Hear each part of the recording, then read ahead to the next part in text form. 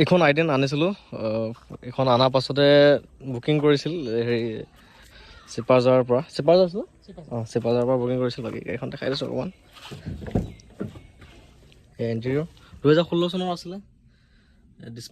ডিছপ্লেটো actually তেওঁ পইচাৰে লগাইছে বাৰু মোক কৈ দিছিল লগাবৰ কাৰণে আৰু পে'মেণ্টটো দি দিছিল মই লগাই দিছিলোঁ এইখন আছিল গাড়ীখন গাড়ী তেওঁ চোৱা নাছিলে একচুৱেলি নোচোৱাকৈ মোক 50,000 মাৰি দিছিল পইচা আৰু কৈছে যে গাড়ীখন মই ল'ম আৰু মানে এডভান্সৰ হিচাপত 50,000 দিছিল যি নহওক গাড়ী নোচোৱাকৈ তেওঁ এডভান্স কৰিলে অটোখিনি পইচাও দিলে ল'বও আহিল দুইজন আহিল এয়া দাদা এজনো আহিল বাকী ঠিকে আছেনে মানে যেনেকৈ কোৱা যেনেকৈ এক্সপেক্ট কৰিছিলা তেনেধৰণে পাইছোঁ ভাল লাগিছে হয় একো ধৰক এক্সিডেণ্টেল হওক ইঞ্জিন চিঞ্জিন কিবা বেয়া পাইছা নেকি কিবা নাই পোৱা ন কোৱা ইমান দিনৰ সফল হোৱা যেন লাগিছে আৰু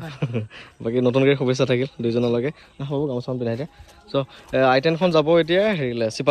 চিপাঝাৰ মংগলদৈ সেইফালে মোৰ বহুত গাড়ী গৈছে বাৰু আৰু এখন আইটেন যাব আৰু এইখন ধুনীয়া আছিলে একদম নতুন গাড়ী শুভেচ্ছা থাকিল আহিবা আকৌ কেতিয়াবা খটৰা ওচৰতে ঘৰ ন তোমালোকৰ 11 কিলোমিটাৰ যাব লাগে অঁ গৈ থাকা